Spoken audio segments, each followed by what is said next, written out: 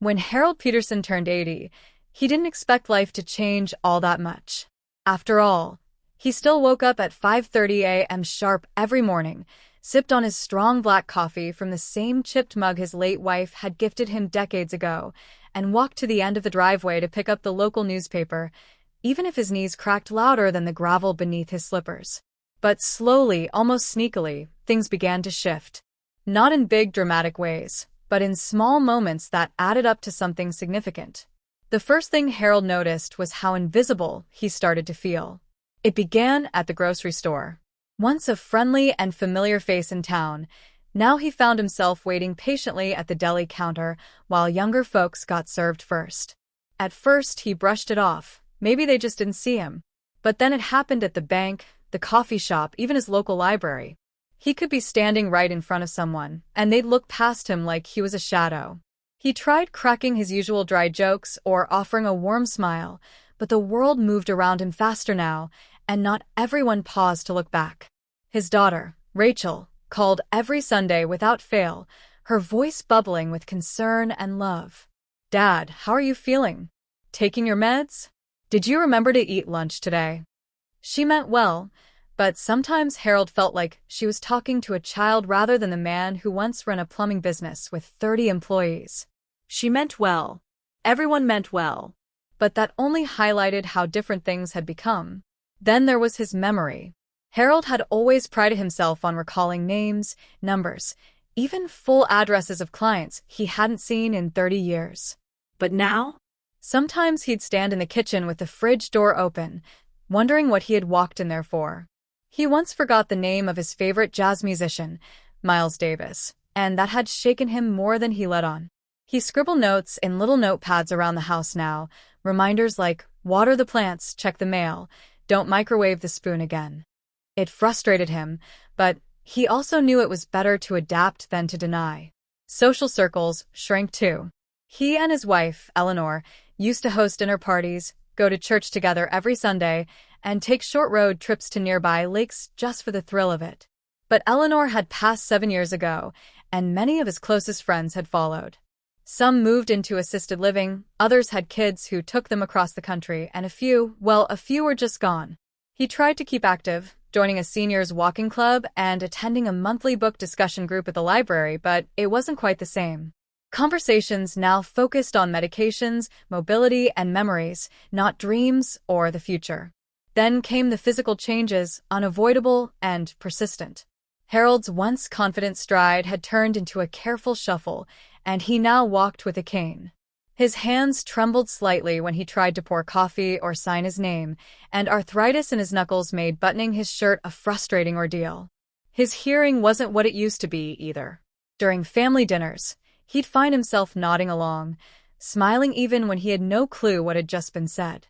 It was easier than interrupting or asking someone to repeat themselves. The world around him grew louder, faster, and more impatient. Technology became a new language he didn't fully understand.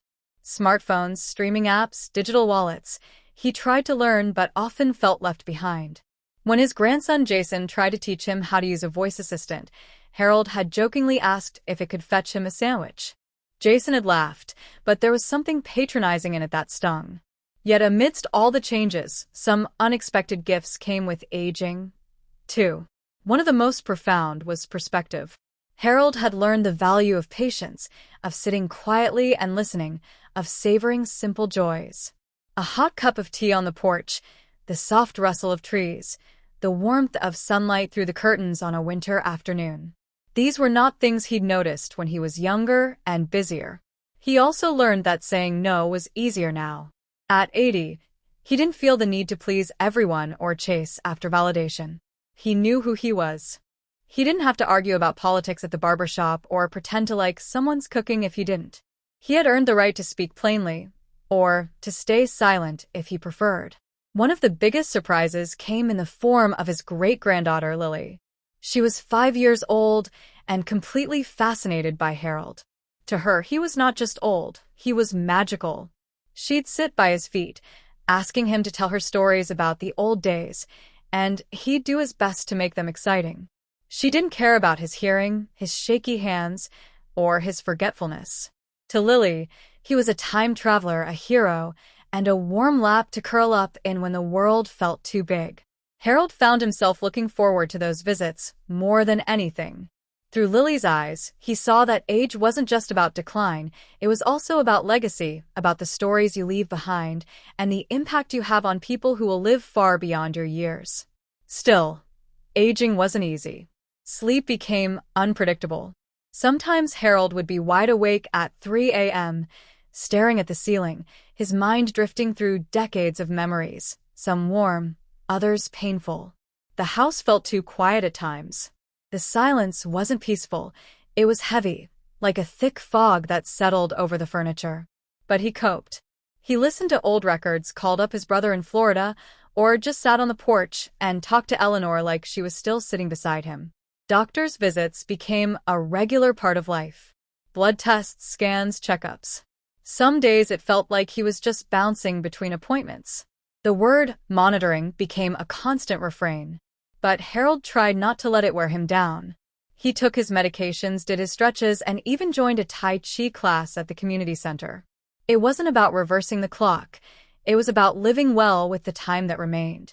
The biggest challenge of all was the sense of loss. Not just of people or abilities, but of identity. Who was he now that he wasn't working, wasn't hosting parties, wasn't driving his truck down country roads just for fun? For a while, he grappled with that question. Then one day, while sorting through old photo albums, he realized something important. He wasn't just an old man living out his days. He was a collection of every version of himself he had ever been. The boy who caught frogs in the creek. The young man who danced in the rain with Eleanor. The father who taught his kids how to ride bikes. The grandfather who told corny jokes at Thanksgiving. All of it still lived within him. One crisp autumn morning, Harold was walking slowly down the block, leaning on his cane, when a young woman stopped to help him with a package. She smiled, kind and genuine, and said, "You remind me of my grandpa. He always had a calm wisdom about him."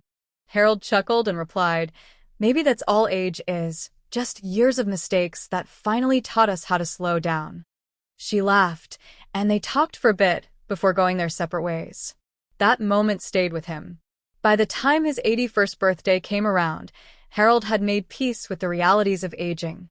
He no longer feared forgetting a word or walking slower than others. He no longer resented the fact that some people looked past him. Instead, he focused on what he still had: the laughter of family, the touch